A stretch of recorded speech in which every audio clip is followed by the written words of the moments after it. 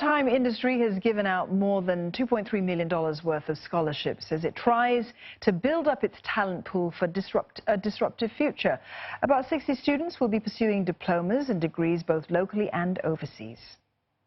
2 different scholarships were given out today.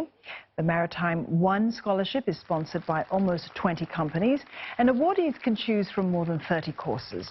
They cover not only maritime subjects, but also others like law and computer science.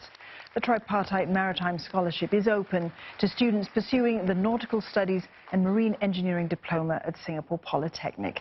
It's for those who aspire to be ship's captains and chief engineers. A business analytics degree and a computer science degree actually tie very closely together in many aspects, and as we move towards Smart Nation to be ahead of other industries, it's very necessary for us to move ahead in terms of digitalization. So a combination of both would actually allow us to move ahead of other nations, and so that Singapore can remain as the world's #1 port.